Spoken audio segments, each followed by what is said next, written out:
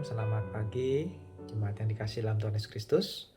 Semoga kita semua berada dalam keadaan yang sehat, penuh sukacita, dan mari kita sebelum memulai aktivitas kita pada pagi hari ini, kita mau merenungkan firman Tuhan dan mari kita berdoa. Bapa dalam surga, terpujilah namamu, Allah yang hidup, Allah yang mengasihi kami. Biarlah di dalam pagi hari ini sebelum kami beraktivitas, kami boleh merenungkan firman-Mu dan Tuhan menguatkan kami. Terima kasih, di dalam nama Tuhan Yesus Kristus kami berdoa. Amin.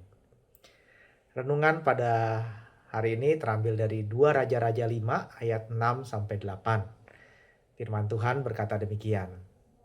Ia menyampaikan surat itu kepada Raja Israel yang berbunyi, "Sesampainya surat ini kepadamu, maklumkanlah kiranya bahwa aku menyuruh kepadamu Naaman pegawaiku, supaya engkau menyembuhkan dia dari penyakit kustanya." Segera sesudah Raja Israel membaca surat itu, dikoyakkanlah pakaiannya serta berkata, "Allahkah aku ini yang dapat mematikan dan menghidupkan, sehingga orang ini mengirim pesan kepadaku, supaya kusembuhkan seorang dari penyakit kustanya? Tapi sesungguhnya perhatikanlah dan lihatlah ia mencari gara-gara terhadap aku."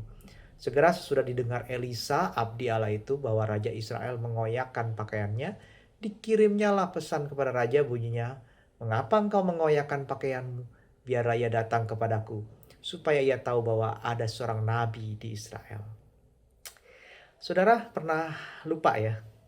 Tentu ya, hampir setiap kita pernah lupa akan sesuatu. Mungkin lupa taruh barang, lupa matikan lampu, atau lupa ada janji pertemuan, dan banyak lagi macamnya. Ada memang lupa yang ya sederhana, tapi ada juga yang lupa yang bisa bikin hidup rumit. Lupa beli barang mungkin sesuatu yang sederhana ya, bisa pergi lagi untuk beli lagi. Tapi kalau lupa misalnya hari spesial pasangan, wah bisa jadi masalah. Atau lebih dalam lagi kalau Anda terbangun dan lupa nama pasangan Anda. Wah, itu kacau Bapak Ibu Saudara. Atau bahkan lupa siapa diri Anda. Tapi hari ini ada sebuah jenis lupa yang bisa terjadi pada siapa saja. Dan dampaknya cukup besar bagi spiritualitas kita. Yaitu lupa akan kedahsyatan Allah. Di sini orang bisa lupa akan kebaikan Tuhan. Orang lupa bahwa Tuhan itu pernah nolong dia. Lupa kalau Tuhan itu berkuasa dari segala problem-problem masalah yang dihadapi. Ini dialami Raja Israel. Ketika dia dapat surat dari Raja Aram. Jadi di Aram itu ada panglima namanya Naaman. Naaman sakit kusta. Dan atas informasi dari pelayannya, diinfokan, pelayannya ini orang Israel kebetulan, diinfokan bahwa di Israel itu ada nabi yang mungkin bisa menyembuhkan dia, yaitu Nabi Elisa. Lalu tentu Panglima Naaman minta izin Raja Aram untuk pergi ke menemui Elisa. Dan Raja Aram mengutus Naaman kasih surat tembusan kepada Raja Israel. Dia minta supaya Naaman dapat disembuhkan. Respon Raja Israel bagaimana? Raja Israel tuh berpikir surat dari Raja Aram ini surat yang mengada-ngada.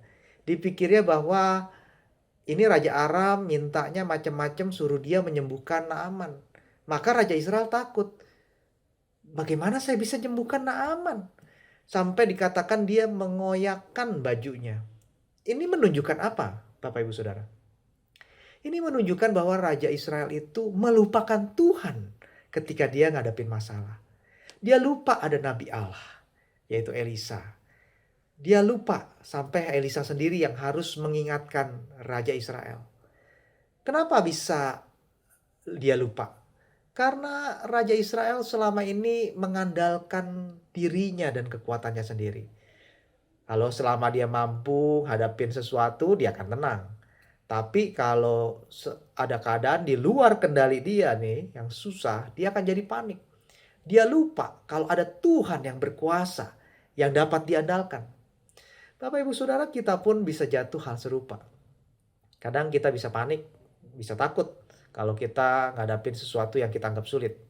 Keadaan ekonomi yang sulit, penghasilan seperti yang gak cukup, padahal tagihan dan biaya-biaya kebutuhan membengkak. Oh, kita bisa cemas, panik. Kita bertanya-tanya gimana kita bisa melalui semuanya ini. kita tiba-tiba lupa ada Tuhan yang berkuasa. Atau kita sedang mendapat tugas yang mungkin lumayan sukar dari kantor atau tempat studi misalnya. Beberapa orang jadi cemas karena nggak yakin bisa ngerjainnya. Mereka tiba-tiba lupa untuk berdoa mengandalkan Tuhan. Bapak Ibu Saudara, ini bisa terjadi kalau kita terlalu sering mengandalkan diri dan kekuatan kita sendiri. Nggak melibatkan Tuhan untuk segala urusan hidup kita. Maka kita akan lupa bersandar kepada Dia. Khususnya di saat kehidupan itu sukar. Kalau ada masalah datang, pikirannya langsung, apa saya kuat ya hadapinnya ya? Saya mampu gak ya hadapinnya? Selalu mikirnya berdasarkan kekuatan sendiri. Lama-lama kita selalu ukur masalah dengan kekuatan kita sendiri. Akhirnya kita nggak terbiasa untuk hidup mengandalkan Tuhan. Jadi jangan biarkan hidup kita terlena, lupa mengandalkan Tuhan. Mari selalu cari petunjuk Tuhan untuk setiap perkara yang kita hadapi. Menangani proyek di kantor, sekalipun kita sudah pengalaman, tapi belajar berserah, mohon hikmat dari Tuhan.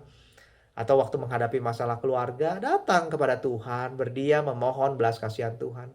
Bahkan waktu kita menentukan pasangan hidup, pindah kerjaan, atau segala sesuatu yang harus kita putuskan, selalu andalkan Tuhan terlebih dahulu. Mengandalkan Tuhan berarti ada prinsip-prinsip iman yang kita pegang teguh dalam menghadapi kesulitan. Entah itu kita belajar meletakkan rasa khawatir kita kepada Tuhan, kalau kita mudah khawatir, atau kita belajar berani melangkah dengan iman ketika tahu ada hal yang benar yang harus dilakukan, tapi kadang-kadang kita ragu. Atau kita belajar mengampuni ketika kita rasa trauma menghadapi orang-orang yang pernah kecewakan kita. Biarlah dalam setiap tindakan hidup kita, orang bisa melihat ada Tuhan yang nyata di tengah-tengah kita. Mari kita berdoa. Bapa dalam surga, terima kasih untuk firman-Mu. Biarlah ini menjadi kekuatan bagi kami menghadapi setiap kesulitan yang kami hadapi. Tuhan berkati di dalam hari-hari kami. Anugerah Tuhan melimpah atas kami. Dalam nama Tuhan Yesus Kristus kami berdoa. Amin.